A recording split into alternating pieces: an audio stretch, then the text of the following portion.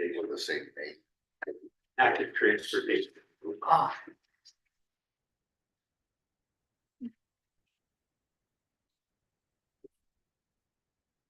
All right, we'll call. City Council for September 22nd, order, please rise for a moment of silence, followed by the Pledge of Allegiance.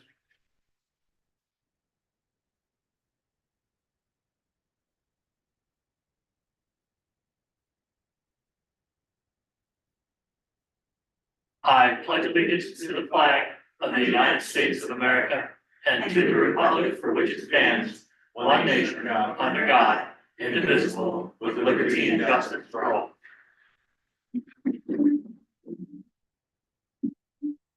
Roll call, please. Councilmember Alexander.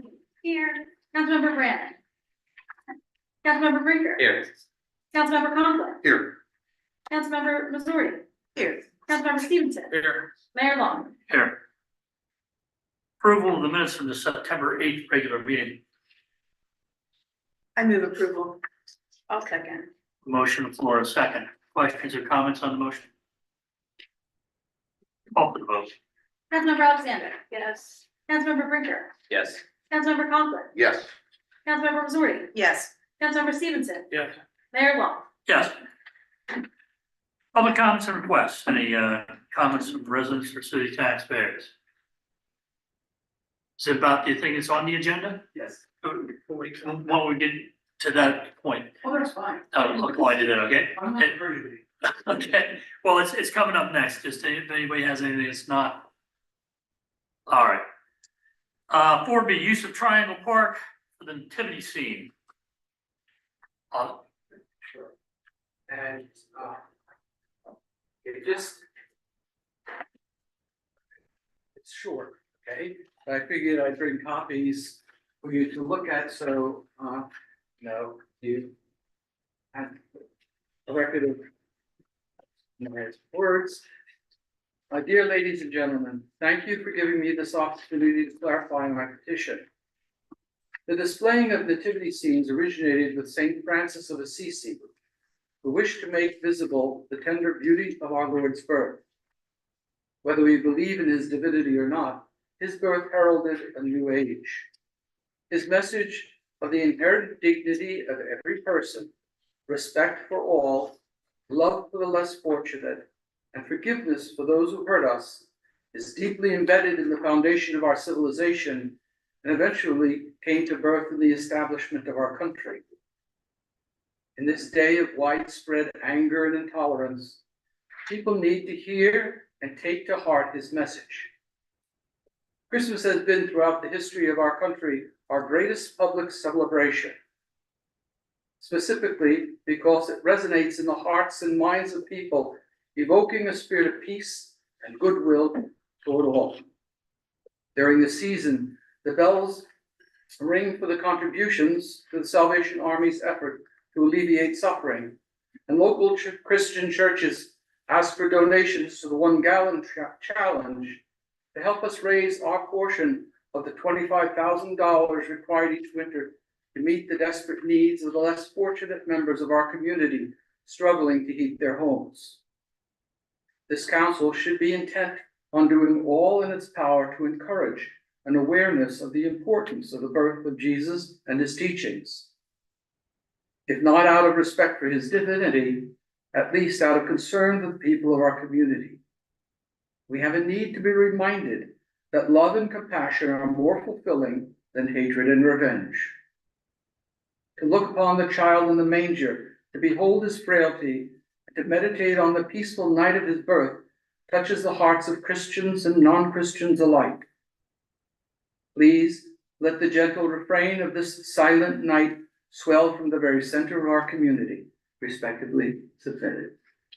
Thank you. Thank you. Do I have a motion?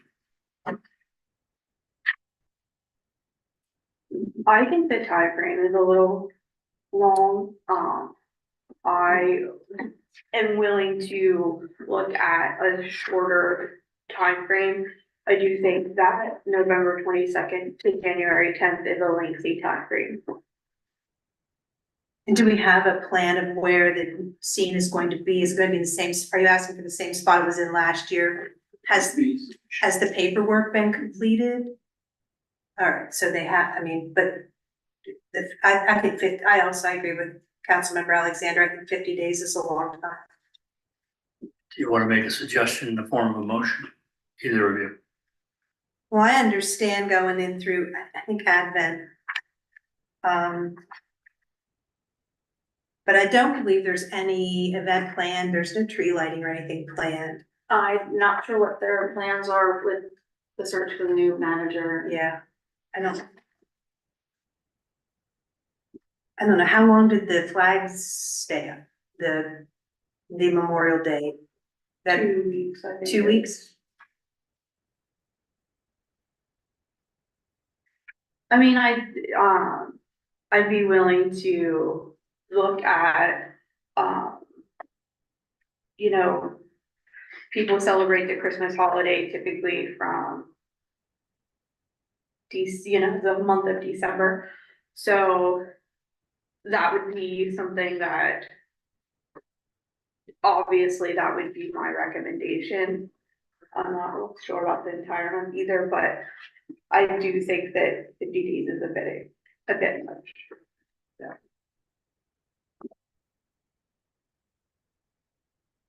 December 1st is a Monday.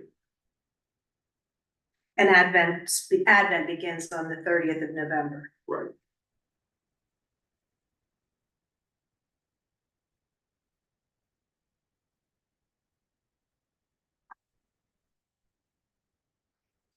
I can see your concerns with the length of time. We discussed that before for any project at the park. It is the season though, and it does run for a month. This is 50 days. Right, Yeah. and since the season for a lot of different holidays. And Yeah, they're gonna keep it in the same spot. I mean, how about 30, I mean, does 30 days seem unrealistic? I mean, I don't know. I can see them going from milestone to milestone.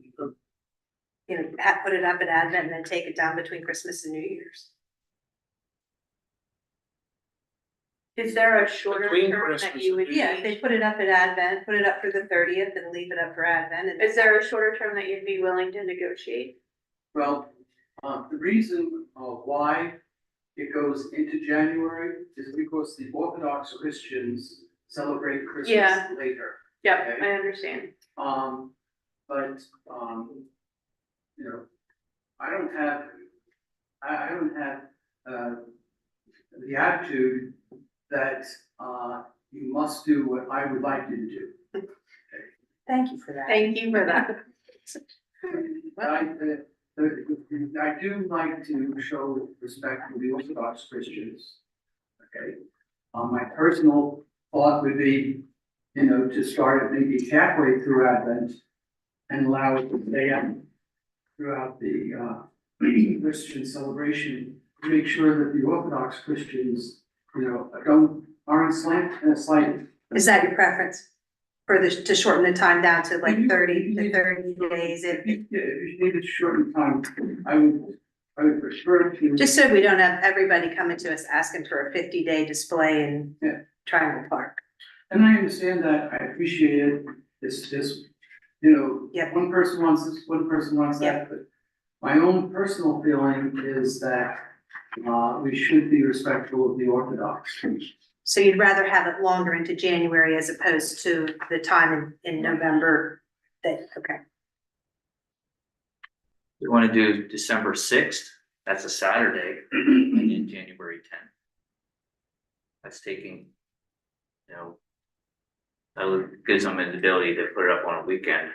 Father Orr, does that work for you? December, I think that would be, very respectful, yeah.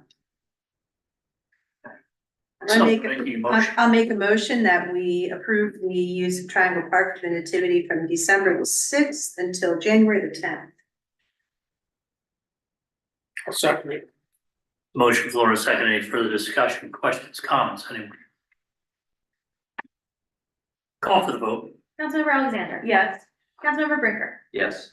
Councilmember Conklin. Yes. Councilmember Missouri. Yes. Councilmember Stevenson. Yes, Mayor Long. No. Motion passes, thank you. 4C, Boy Scout Troop 711 geocache request. Brenda Geyer is the committee chair for Boy Scout Troop 711. And they are requesting to set up a public geocache, following the geocaching merit in their badge pamphlet. They're looking to put the geocache system in downtown Lock Haven. And it wouldn't be making, they don't have an exact location, and as you know, with geocaching, like, they don't like to make that public.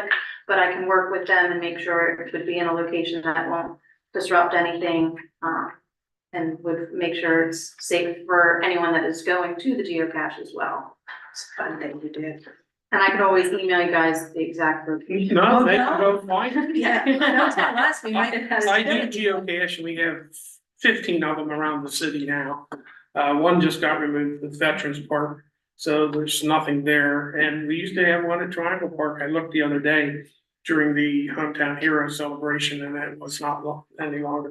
And we have one up near the library and they're scattered around town. And I think when I was a Boy Scout, I never knew that we didn't have a merit badge for geocaching. I wish they would have. But I think Troop 711 also did help us a lot on Saturday for the Hometown Hero, setting up the chairs and handing out cupcakes and flags and cleaned up afterwards.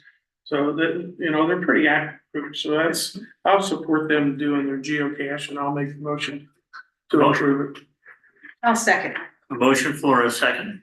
Any questions or comments on this motion? Well, just out of respect for Councilman Stevenson, you didn't have the technology when you were a scout. Well, that's true. I would think out of respect, you wouldn't have brought it up. He's correct. He's right. Any other comments? Call for the vote. Councilmember Alexander. Yes. Councilmember Brinker. Yes. Councilmember Conklin. Yes, Councilmember Missouri. Yes, Councilmember Stevenson. Yes, Mayor Long. Yes. 4D, uses Zendel Park for the Bauer wedding. Tyler Bauer is requesting the use of Zindel Park on September 8th, 2026 for a small wedding ceremony. And if approved, I'll work with the organizers to ensure rules and regulations are adhered to and all paperwork properly submitted. Do I have a motion? So moved. second, Motion floor and a second. Any questions or comments on the motion? Call for the vote. Councilmember Alexander. Yes. Councilmember Brinker. Yes. Councilmember Conklin. yes, Councilmember Missouri. yes, Councilmember Stevenson. yes, Mayor Long. Yes. 4E, permission for Haven Covered to solicit for donations. this is a request from Commonwealth University Lock Haven's Student Food Pantry. And they're seeking for permission in the vicinity of the intersection where Dunkin' Donuts is. I think the firemen call it booting, but to collect donations from passersby for October 18th to the benefit of the Haven Covered at Lock Haven. So I have some concerns. I've already seen multiple organizations doing that right there. I also saw one recently that was a youth organization and the kids were like leaning over the curb, and that's with their signs. And I am concerned about this. Like, I don't want to not give an organization an opportunity to raise money, but there is a lot of traffic. The fire hall's right there, and now you have to watch for e-bikes because most people on e-bikes are not watching you. They just go. And I just think that this is a huge liability. I will say, this is the first organization that's ever asked for permission. Yeah. this is, I don't Yeah. ever, Yeah. had anybody ask, I was surprised. And as we all can go past Dunkin' Donuts in the morning and see that, the traffic is wrapped around and people are honking their horns, and I just, I don't know, Again, I don't wanna tell an organization that they can't raise money, but I just think there's lots of other ways to raise money than take a liability of getting hit by a vehicle. Do we ensure that they do have insurance then? But the University. university, so they It's cover. self-insured. Cause a lot of times the university does it at the red light at Susquehanna Avenue, Water and Fairview. They do, I've seen a lot of solicitation there over the decades, but. Their liability. What's I have a the, motion on the floor. what's the chief of police have to say about this sort of thing? Or anybody, has anybody talked about this? It came in at the end of last week Oh. and he was out, so. Can we kind of get, when do they want to do this, October 18th? Yeah. 9 to 11, 2 hours. Is there, before we make a decision on it, is there a way to just have his opinion about it? And then vote on it? I just would, with Barb, I'd like to see what. Yeah. How he feels about it. Yeah, we can do that, and you have a meeting before this event. Okay. I'm not opposed to it, I just think that, I agree, it's a hectic intersection and I've gone through and I'm quite surprised to see this, actually, them, anybody asking, I'm really glad they decided to ask us, but They didn't do anything. yeah. Well, just for their planning purposes, we should decide and then ask the chief if he has any reservations about it, and if he does not, Someone could make a motion contingent upon, I would do. Chief? All right. oh, I had a motion over here I will already. second. Would you like to amend your motion, contingent upon the chief's? Let him review it, you should probably anyway. He can review it, but then here's the other thought, if we review it and then we see somebody collecting money, are we gonna stop them from collecting money? It doesn't come before us. I mean, I don't see I us. understand where you're coming, I'm just trying. Yeah, I know, we don't have like any Yeah. stance on saying you cannot Sorry, collect, good morning. so I just make a motion to do this. Steve, were you looking to second it, since you were gonna make a With motion? the review of the chief. Yeah, second it on if there's a review, You okay with that? just let him pass it Sure. by and Okay, give his opinion. so I have a motion on the floor. That motion is that it's approved with the review of the chief. With a second, any other comments or questions? Rick, you look like you're. No, it's okay. We're rolling it. Anyone? All right, call for the vote. Councilmember Alexander. Yes.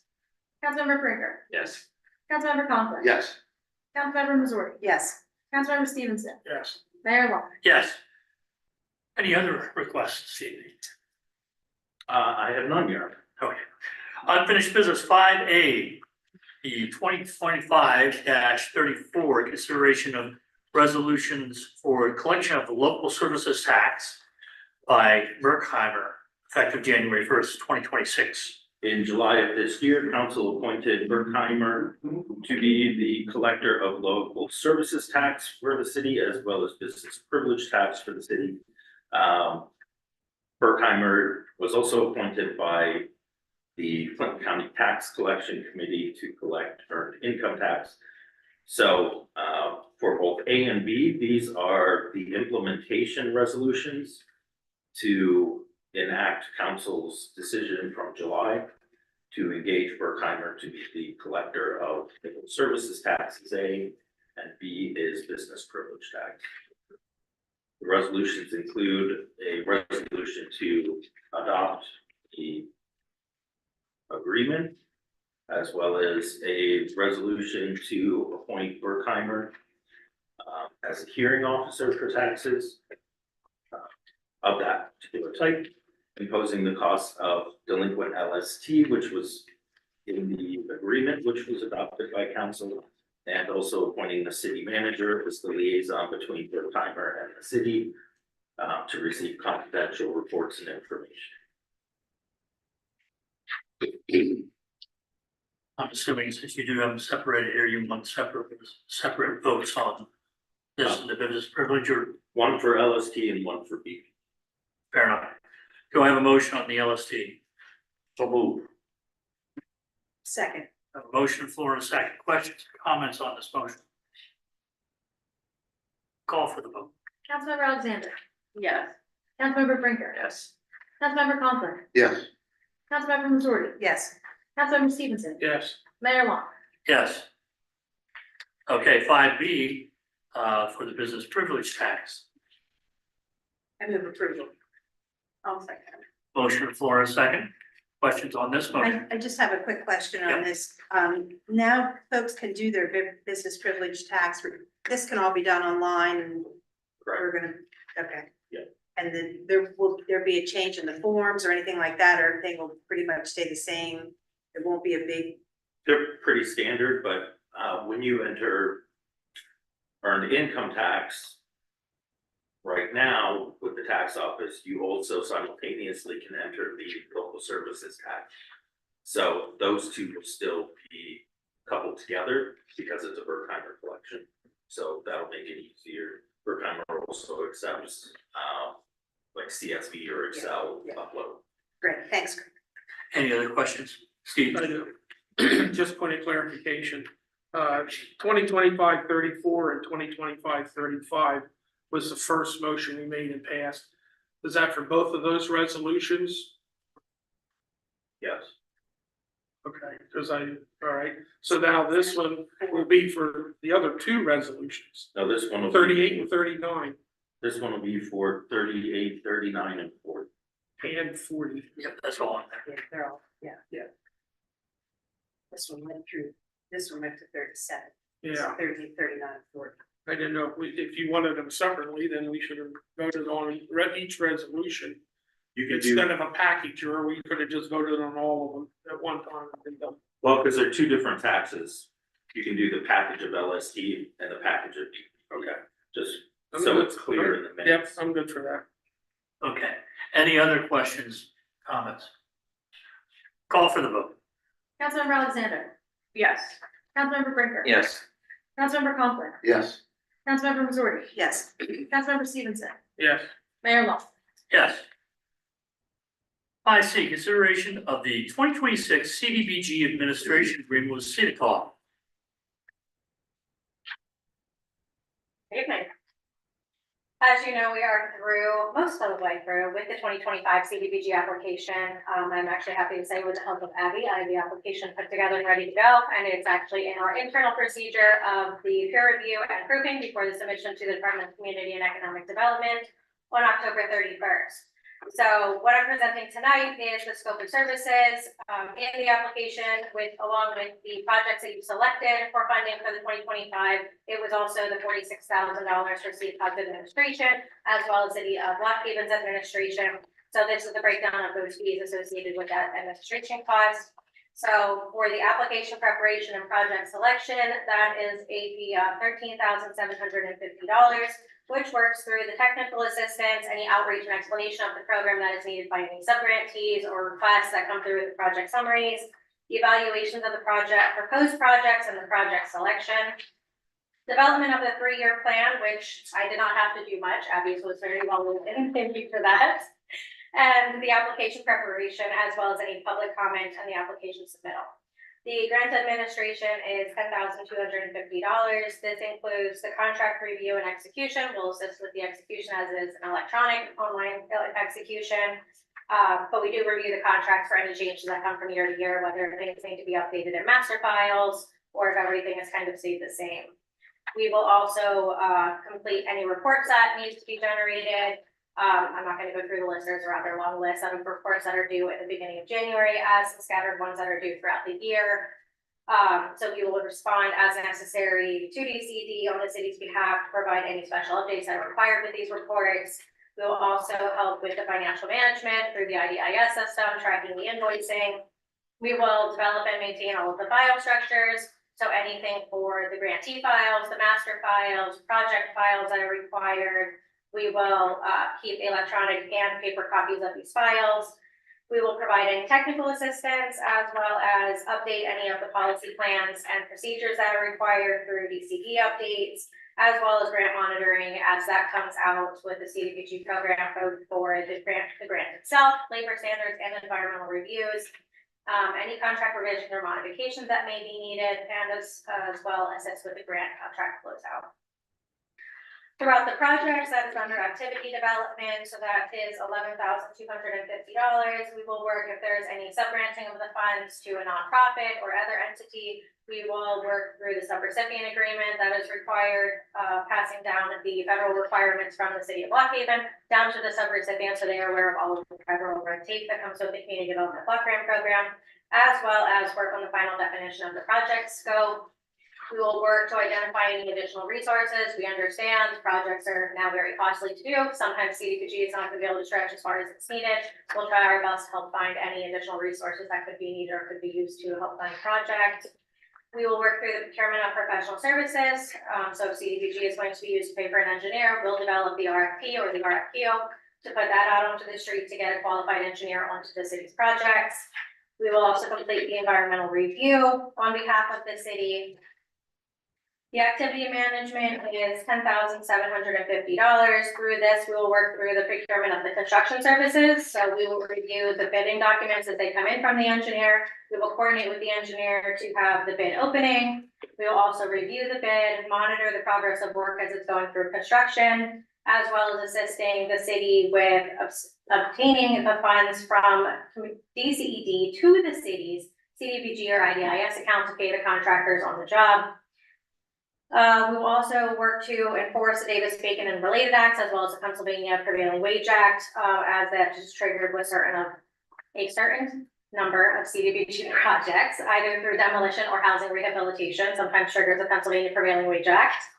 We'll work through the wage requests, any pre-construction conferences that are required with the jobs, and then payroll reviews. Along with the payroll reviews, we will conduct interviews and site visits as required by DBRA. We will work through project closeout, and sometimes in the off chance that there is restitution due to the employees from the contractor who's worked on the federal job, we will work with that contractor to obtain the restitution for those employees or notify the U.S. Department of Labor and Industry if there is non-compliance on behalf of those contractors. So the total for that again is $46,000 that was proposed in the 2025 CDBG application. Tonight's really just letting you know everything that we're doing for that fee. Once the grant is awarded in spring, summer of 2026, I will be back with the professional services agreement, which would be the formal agreement for our services for the 2025 application and grant development. Thank you. Anyone have any questions? On page 7, Article 3, under environmental review, the last paragraph, when you cut and pasted, you said county instead of city. Thank you. And the question is on the Article 4, activity management, under the payroll reviews, the enforcement of the DBRA, is that included in that 10,750, or is that additional like it was in that other category for the additional We services? charge them out to the grant because with the administration of CDBG, we can't charge that out as an admin fee, so it gets charged out to the contract that it's awarded to. So under the activity that it is, we have to show it per DCD regulation in the scope of services to be completely transparent with the city of everything that you're getting with our services. But it's not a double charge. We're not charging it twice. We list it here so you're aware of the charge, but we're gonna charge it out to each activity that it applies to. Because the environmental review is not anticipated, but it didn't say that back here in the DBRA. So Have that line changed. $1,500 for initial pre-construction work and $200 a week of the project. That lasts one day, that's, or 2 days for like a mill and pave. So that's just additional money that we only have so much in block grant, right? Yes, I can work to include the language that is in the environmental reviews if it's applicable, and we can transfer that over to the DBRA as well. For some projects, it wouldn't be applicable to. Right. And Angie, correct me if I'm wrong, but we did build that into the projects already, like we have them in there, so the application you approved, those amounts are already built into the projects. So Okay, it's already covering the ER and the Davis-Bacon. all right. Thank you. Any other questions? No, unless somebody else does, I'll move. Do I have a motion? Yeah, I want to clarify, I did put down that it needs a motion and to be adopted, but in conversation with the city planner, it does not need to be adopted tonight. It will be adopted as part of the final. Yeah, to an FYI, huh? Okay. Okay, so no action needed on that specific. Thank you for the explanation, for coming to the big city of Lock Haven to talk to us. Anything else on that, any other? Okay, 5D, Destination Lock Haven, 3-year campus check-in. So in front of you, you have the future action campus check-in from Destination Lock Haven. A little background, our comprehensive plan was adopted in 2021 and included a lot of community engagement taking place over 2020 in the pandemic and integration with Patchy. So one of our future actions was to follow up with the university and check in with them, how they're doing, get their feedback now if they're not focused on other things, and we actually have them on campus and they see the community and campus connection. So this is what that is. Casey and I last fall, were on campus. We talked to some students, right there in the dining hall and handed out a survey that ran for, I think, 2 months after that. Got a lot of feedback from students and faculty and staff. It was really focused on just them. It wasn't broadly advertised because we wanted to make sure we were hitting that demographic.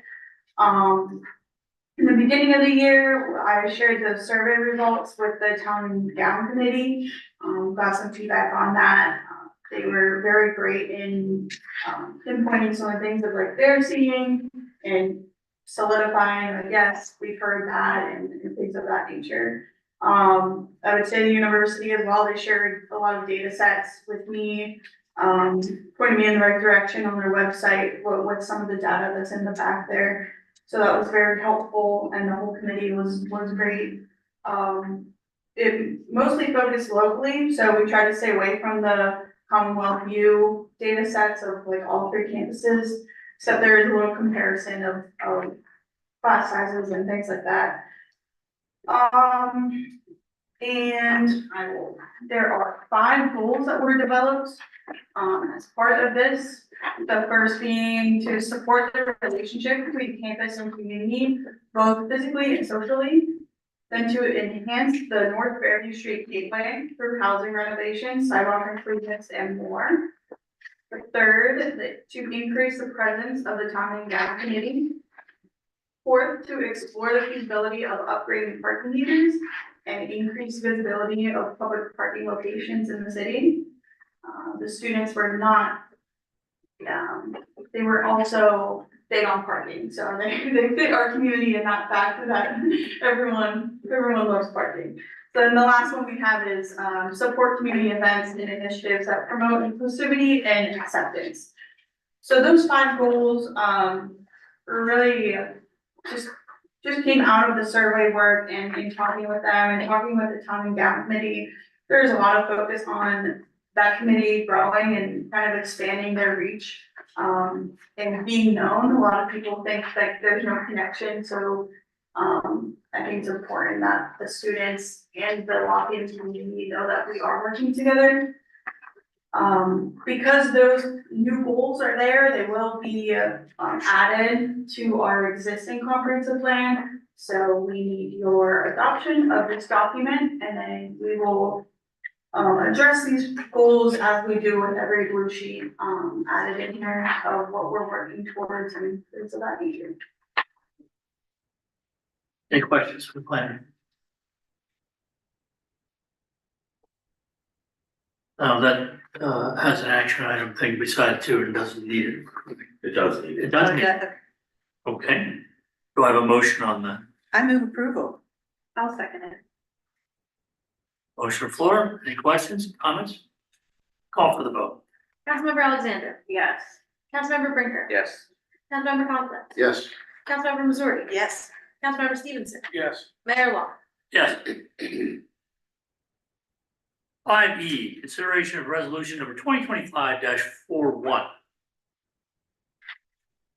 This is the resolution to adopt the Lincoln Lock Haven Active Transportation Plan. On Zoom, I believe we have Barb Hay. She is from Thomas Harley Architects, with the main consultant on the plan. We also work with Stewart Group as the community engagement sub-consultant. So we have a draft plan, just the goals and stuff are in front of you for now. But the draft plan was recommended for adoption by Planning Commission at their September 9th meeting. They looked it over, thought everything was great. The steering committee also looked over some stuff. And everyone had a chance to review the draft at the end of August, beginning of September timeframe. So I'm very excited about this plan. I think it's a step in the right direction for us. We just mentioned an unsafe intersection and e-bikes and things like that. So I think it's something that we can really draw to for enhancements. And I'll hand it over to Barb for just a quick tidbits on it. And hi, everybody. Thank you so much for having me. It's been more than a year that we've been working on the active transportation plan, and I just want to thank the steering committee, the public, the planning commission, council, and of course Abby for all of the work and dedication to make this happen and get us to where we are. I wanted to share the screen if it's possible, and then just go over very few things. Sharing is not turned on. I have to make you post, so I'll just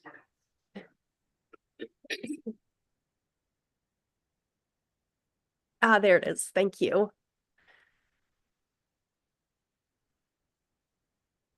All right.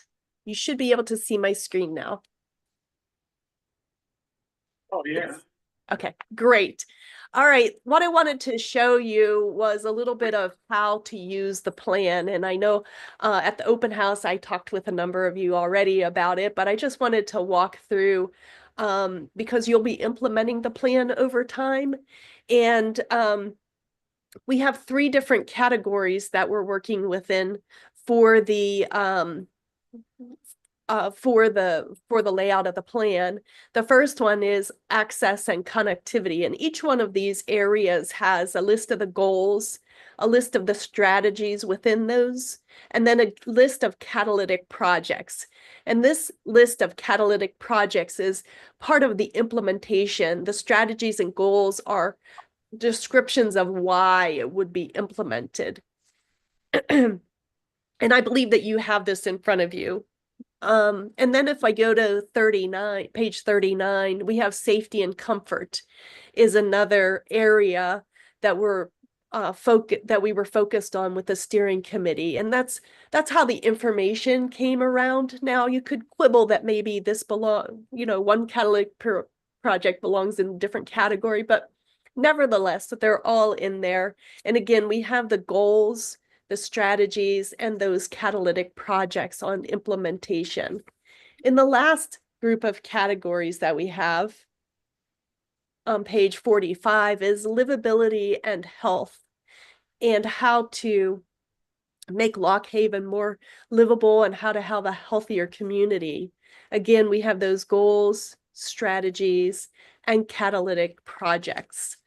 And when you go to implement the plan, what you'll do is you'll go to the page 69 is the beginning of the implementation matrix, and you'll see that it aligns with those catalytic projects for each of those 3 categories. And we have access and connectivity. And if you look down the side, we have 1, 2A, 2B. 2A and 2B means that 2 within that catalytic project was really 2 projects. So we just separated them out to give you a little bit more description on whenever you go to implement.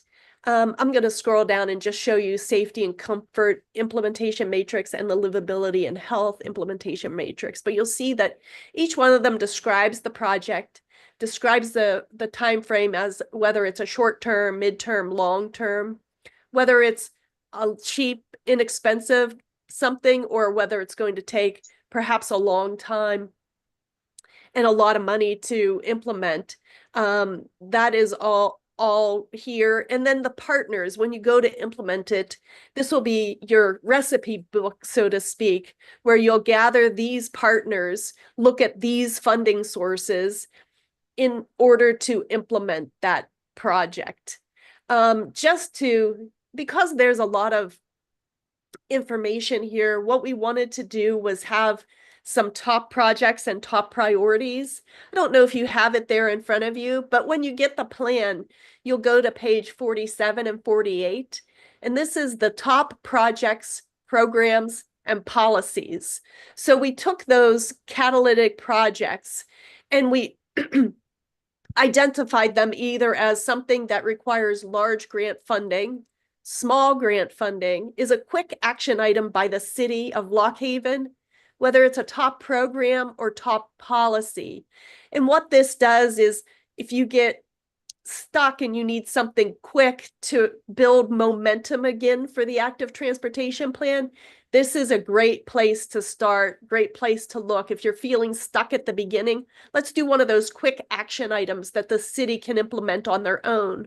Or if you have a little more time and resources, which don't we all have gobs of it all of the time? But if you do have an opportunity where there is grant funding, large grant funding available, and you have a need or a priority that requires that, then these are the ones that for now are the ones that you can look at.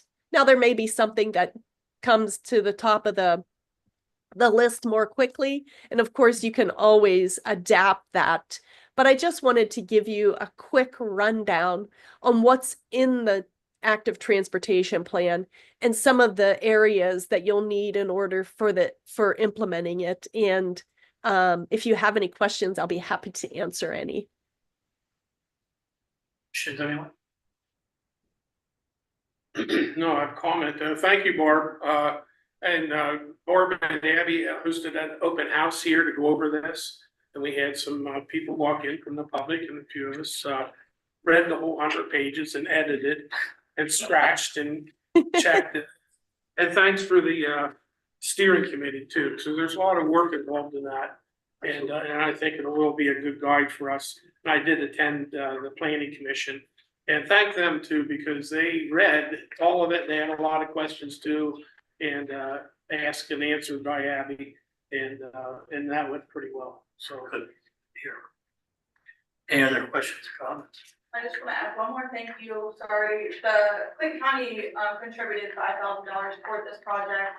And that's how we were able to focus on the Bald Eagle Valley Trail. It's kind of a good partnership between both of us into figuring out how that phase gets into the city. So we were happy to work with them and get this project done, and hopefully they can use this for their construction phases and everything. Thank you. Yes, thank you, Abby. That was a really key partner in the process. So we need a motion for this. Do I have a motion? I'm in approval. outside, please. Motion floor and a second. Any further questions? Call for the vote. Councilmember Alexander. Yes. Councilmember Brinker. Yes. Councilmember Conklin. Yes. Councilmember Missouri. Yes. Councilmember Stevenson. Yes. Mayor Long. Yes. Do we have any other unfinished business? Did not, Your Honor. Okay, we'll move on to new business 6A, consideration of memorandum of agreement between the city and the Nature Conservancy. The Nature Conservancy for goodness, 12 or more years, has been the group manager for the city's forest stewardship certification, which is a process that TNC as that appointed group manager handles on behalf of the city as well as some other partners. With the transfer from the authority to the city, this is a memorandum of agreement that will be specifically between the city and the Nature Conservancy for the role that they play in ensuring that the forest of the city, which if you're looking in this packet, starts on page 7, 8, and 9. Those maps show the managed areas that are all part of the Forest Stewardship Council's certification. That certification enables any timbering that is done to be done in a sustainable way, and it also puts a premium for the sale of that timber because it is FSC certified.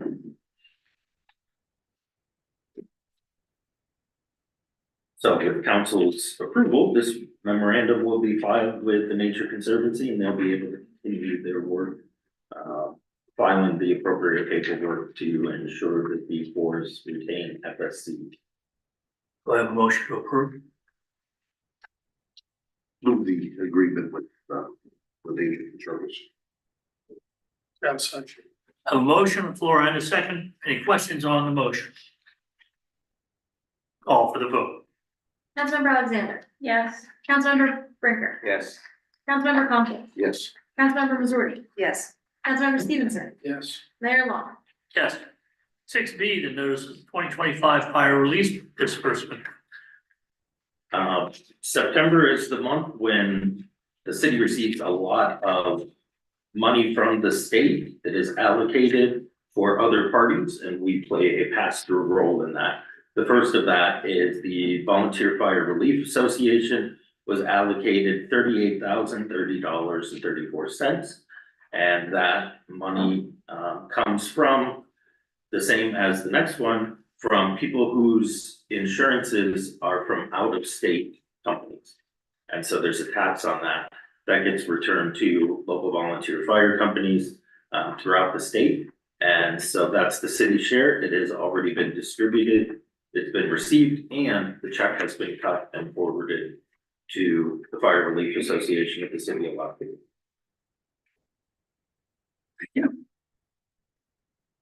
6C, notice of 2025 pension state aid.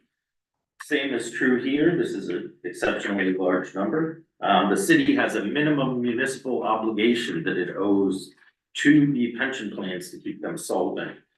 The minimum municipal obligation this year is $410,000. Toward that, the city has received a contribution in general municipal system state aid from the Auditor General's office in the amount of $376,563.58, which leaves a shortfall of $33,491.42 for the city to pick up to pay towards the minimum municipal obligation. That was a nail biter. It is, Yeah. it is.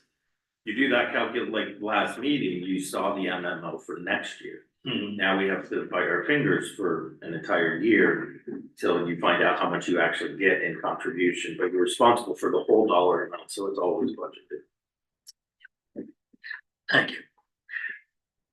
6D, notice of remediation to take place at 377 East Main Street. This is just so council's aware, in case anyone asks, the former Sunoco station at 377 East Main Street, there's an application for someone to do remediation at that site led by Aquaterra. 6E, the 2026 budget early bird water fund. You have not seen this yet, so it's just for you to start to review. We'll have full discussion on it next time. The major cost of the water fund is always the cost of filtration. And we do not yet have what that price will be for next year from the filtration authority. That won't come until the end of November from them. But a lot of the items in here that you'll see, of course, the large dollar items are of wages and benefits. Those continue to be estimates until we get more solid figures in. The revenue is projected based on what the rate increase actually can tangibly be measured to be next year. So this year was a partial year of the old rates and the new rates.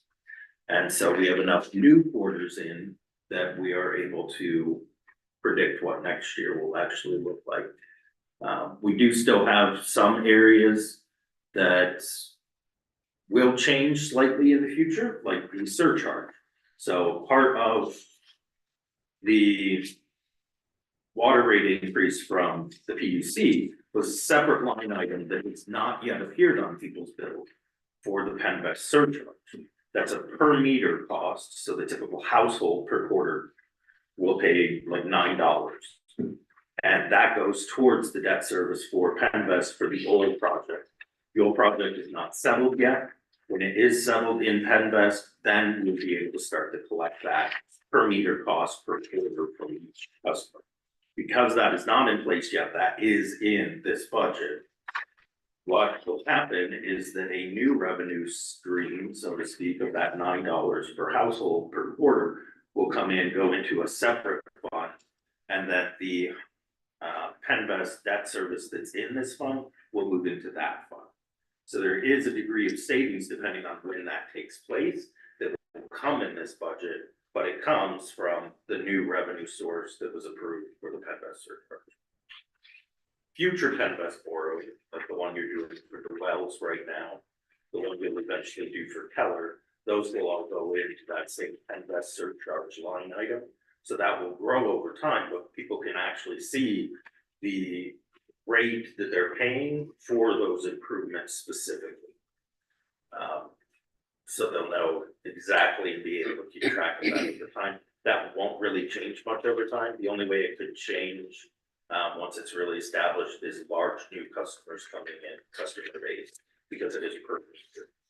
We do have the largest charges are for businesses that are really our industrial customers. And we have started conversation internally on how to switch out some of those meters for those industrial customers, specifically to try to reduce down their total quantity. On that topic, probably one of the costliest things that we have staring at us is something that would be eligible to spend the money from the city authority when that checking account is transferred to the city to remediate. And that is that at First Quality, they have 12 meters. And 8 of those meters are more than 20 years old. Meters themselves only last 20 years with accuracy. So you have meters that at First Quality are 27, 28, 29, 30 years old. So they do need to be replaced. That is a cost that the city bears. And so the money from the city authority can be used to do that. When you're looking at the city of Lock Haven beyond First Quality and our customer base, you have 1 meter currently in service that is 43 years old.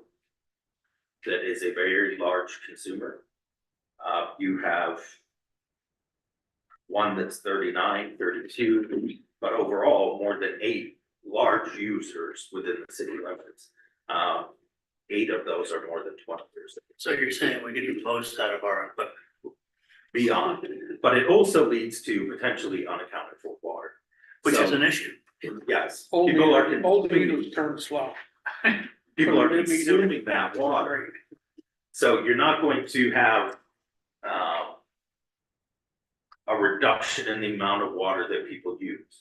You're going to have increased accountability for who's paying for the water that they are using.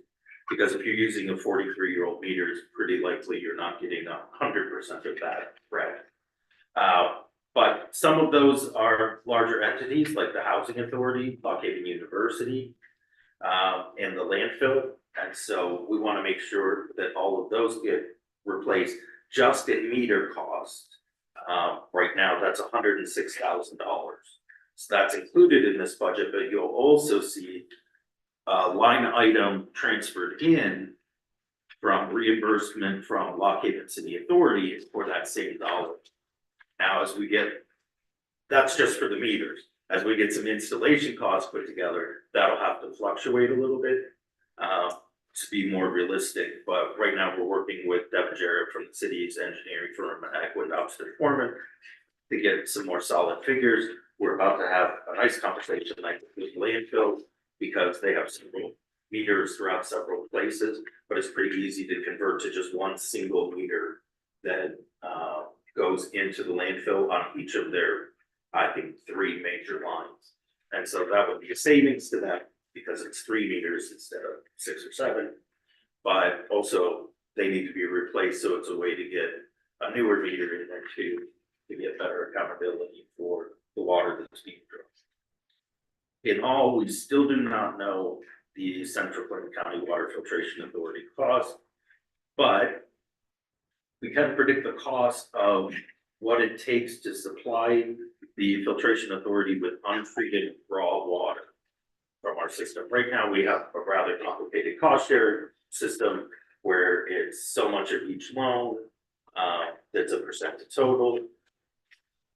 Instead of nickel and diming all those things to the filtration authority, it's easier for us, which you'll see at the end of your budget, to put those things into a solid group. Put that together, come up with a percent of total for suburban and for the city, and then say suburban for access to that raw water pays this. The city would waive its own fee. That revenue would then be used to pay for these services that you see here. So it's not double billing, you're taking away the existing cost share and instead just doing a lump sum for the charge for the raw water. And that's what's built into this budget as it's presently in front of you. The reality is there's only $151,000 left in this budget.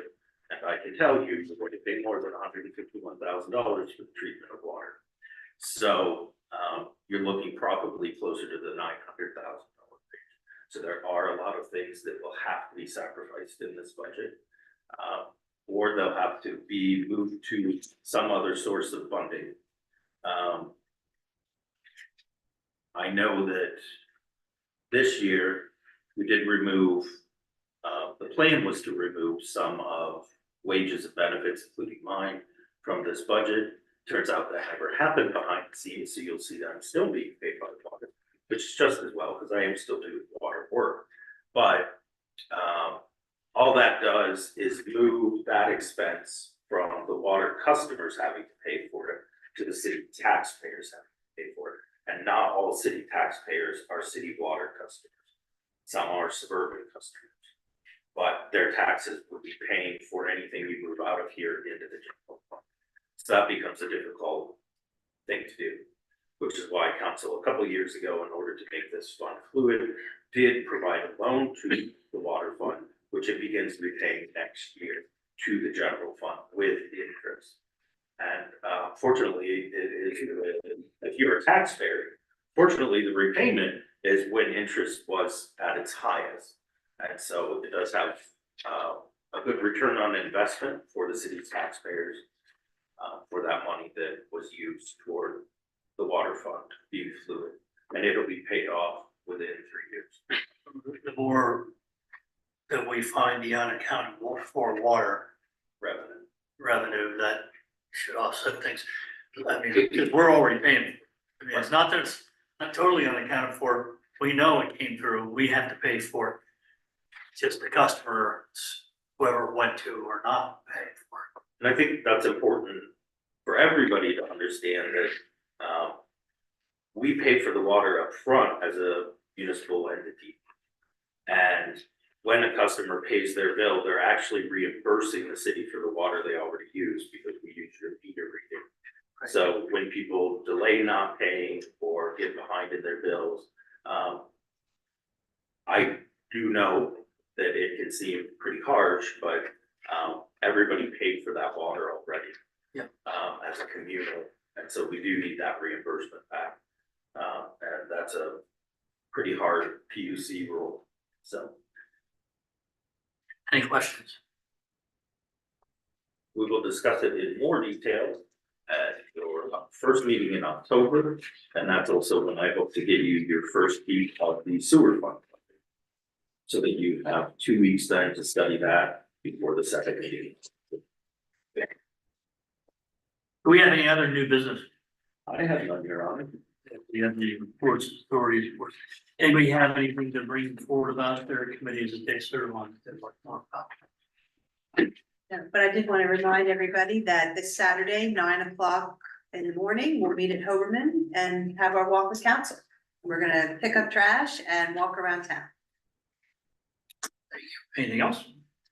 Does anyone have anything else to bring before council? I just have a concern about, I had 3 people within the last week, approach me about the e-bike issues. Someone had said to me, you know, I have to register my car and follow stop signs and traffic lights, but it seems like they don't have to follow the same rules. So I do think that there's some valid concerns when I've seen a lot and they don't. Some of them are respectful, some of them aren't. I know you can't police everything, but I just wanted to bring it to everyone's attention that there has been some complaints about. Yep. Got them as well. I was gonna say, and I mean, not just on the streets, but on the sidewalks. Yeah. I mean, Right. Well, they're e-bikes, not supposed to be on the e-bikes sidewalk on to the begin with. sidewalks is Yeah. unbelievably dangerous. And it's been a problem before the e-bikes. The regular bikes were a Yeah. problem with doing those things, Yeah. not paying attention to traffic, not following rules.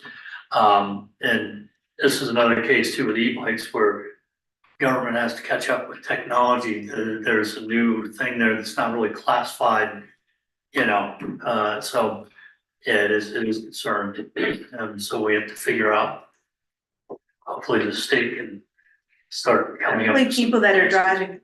driving cars are really paying attention because some of the e-bikes go really fast, way faster than I think they should. Well, but you know what, it's not just e-bikes either. I see those who have rascal scooters Yeah, the scooter. riding on the road going against traffic, and that's really dangerous stuff. Not that they can't be on the road, but they gotta follow the traffic. So, It is slated to be on the next council agenda as well. Okay. We have done some research behind the scenes on really bikes and scooters that are electric propulsion. The state does have a law in place, and basically the state says that they are the same as any bicycle, and so they have to follow the same state laws as bicycles. There seems to be a disconnect though, because the state says they have to go less than 35 miles an hour in order to qualify as a bicycle, and if they go faster than that, then they're not a bicycle. However, they go faster than that, and that makes them not bicycles. So then the question is, who's supposed to police that? Is it the place that you buy it from? Because it has to be properly sold so that people understand this is a motor vehicle. It's not a bicycle. And part of the pedal cycle definition is that when you have these electric vehicles, if you pedal it and have electric both, the maximum it can go is 35. Has to go less than that.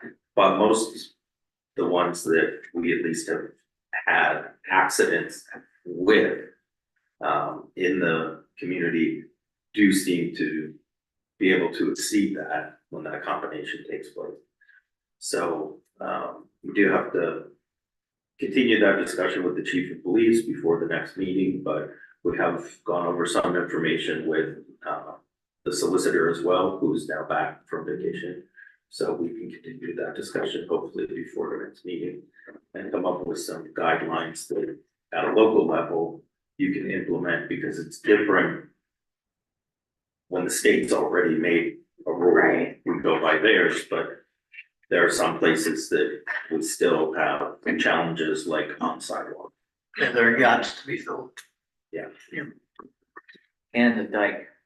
I see more on the dike too. We might need to redo our signage or something like that, incorporate that. I think one of the things that it's, because I actually had a discussion with a young man who was on the levy with one. And I said, you're not allowed to have this up here. And he said, oh, it says at your own risk. They're confusing the signage or trying to take advantage of one of the two. Because if you look at it, it does somewhere say you use it at your own risk. says no bikes, no scooters, and then says use at your own risk. They're trying to say, well, it says I can do it at my own risk. Yes, the places that it's painted, you have to drive over the thing that says no bikes in order to get your bike up there. So it's pretty clear, no bikes, it's no bike. But I will say in that particular scenario, we did have someone using a scooter that there is a reason you cannot use that on the levee. And the riprap that is on the riverside is dangerous and sharp. And we did have an individual who was on a rascal who got too close to the edge. They also happened to be inebriated, but they got too close to the edge. Their rascal tipped over and they are no longer with us. And that was just a couple of years ago. So it is a true actual risk. You do not want to fall on the riprap. And so that's the reason that you can't have something like a bicycle or a scooter up there. The city of Williamsport does permit that, but you'll notice quite a bit of those areas have railing. And that's because that would need to be installed with the engineers in order to make it safer so that you could have bicycles up there. But it's simply not safe to have a bicycle up there, or anything really motorized at all.